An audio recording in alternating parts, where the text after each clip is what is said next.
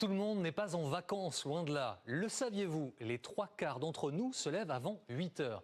D'autres, beaucoup plus tôt. Boulangerie, blanchisserie ou encore ménage. Les secteurs dans lesquels des Français mettent la réveil bien avant les autres sont nombreux.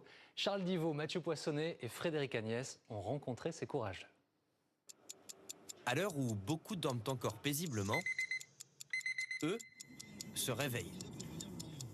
Certains sont même déjà au travail. Des femmes, des hommes, Bonjour Céleste, bonjour Laurence. salariés ou chefs d'entreprise, Il a amené le premier plateau déjà? plongés dans cette France qui se lève tôt et surtout ne compte pas ses heures.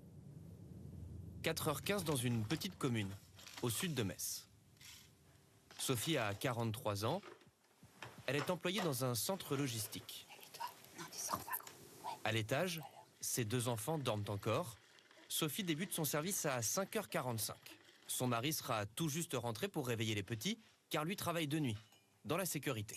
Ça roule comme ça. Ah ouais, c'est obligé parce que dès qu'il y a un petit couac, c'est compliqué. J'essaye toujours en toutes circonstances d'avoir le sourire. Même quand ça va pas, bon, il y a des jours, c'est sûr, c'est pas évident, mais j'essaye d'avoir tout le temps le sourire en fait. Parce que c'est important, je trouve. Après, il y a des jours où je dis pas, on a la tête de travers parce qu'on est fatigué, on a passé une sale nuit. Qu'importe, Sophie n'est pas du genre à se plaindre de se lever tôt. Elle n'est pas du genre à se plaindre tout court. Et ça, même sa fille de 6 ans l'a remarqué. Maman, t'es une super maman et un super papa. Je sais pourquoi tu dis ça. Vous travaillez sacrément dur, elle dit. Je dis, mais oui, mais il faut travailler aussi, donc c'est dur, mais il faut le faire. 700 km plus loin, Manuela aussi s'apprête à démarrer sa journée. Et il faut se dépêcher. Préparer les pâtisseries, les viennoiseries qui seront vendues aux clients. Travail qui lui permet de toucher le SMIC. T'as 50 ans, t'as le SMIC, quoi. T'as démarré, t'avais le SMIC, t'as pas bougé, t'as pas évolué, quoi. Ce qui lui plaît, Bah, c'est super agréable d'avoir le contact avec les gens, on n'est pas isolé. Bonne journée, Madame Carnet, au revoir. Et voici 3,95. une satisfaction après des années d'intérim passées à l'usine. D'accord. Et pour gonfler son salaire, elle n'hésite pas à redoubler d'efforts. Je fais des heures sup, quoi. Je travaille les dimanches, je fais des après-midi. Avec mon propre salaire, je vis pas. Travailler pour simplement réussir à joindre les deux bouts. C'est le quotidien de Maria, 65 ans. Elle s'occupe du ménage dans une grande entreprise. Pour cela, son réveil sonne chaque matin à 4 heures. Et quand on lui pose la question du salaire ou de possibles primes, Des primes? Alors là, faut pas rigoler. Ah non. On est vraiment au SMIC, pas plus. J'ai de quoi payer mon loyer, mon électricité et tout le reste.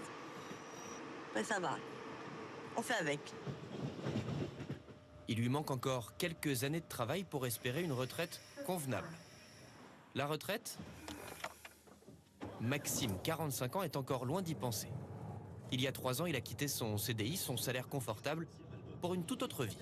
J'étais salarié pendant plus de 20 ans dans des grands groupes, cotés au CAC 40, et j'ai décidé de tenter l'aventure de l'entrepreneuriat. Pour cela, il rachète une blanchisserie industrielle. Le voici désormais à la tête d'une PME de 20 salariés.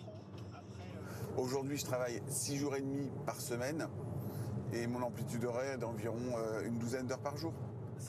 Car être son propre patron, cela a un prix. En l'occurrence, toutes ses économies, plusieurs centaines de milliers d'euros. Alors, à peine arrivé, il faut se mettre au travail loin du bureau. Pas vraiment l'image que certains se font du quotidien d'un chef d'entreprise. Le cigare, les pieds en éventail, et puis l'après-midi, il va jouer au golf. Et puis le midi, il va manger dans des bons restaurants.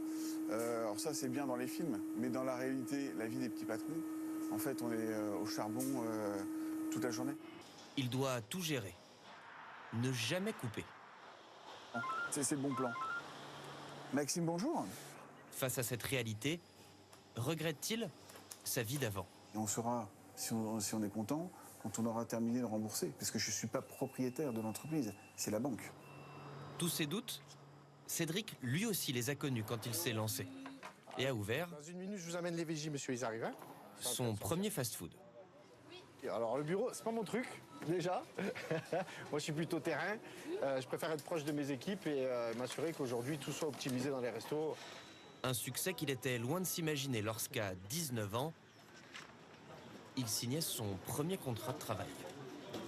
Dans la même journée, Cédric, 19 ans, mène de front les cours au lycée et un emploi dans un fast-food. Pourtant, le voilà désormais patron. Je suis né dedans, oui. Je suis piqué à la restauration rapide. Un succès dont il nous donne sa recette, lui qui n'a jamais arrêté d'y croire. La preuve ? 25 ans plus tard, il s'apprête à ouvrir son 8e restaurant.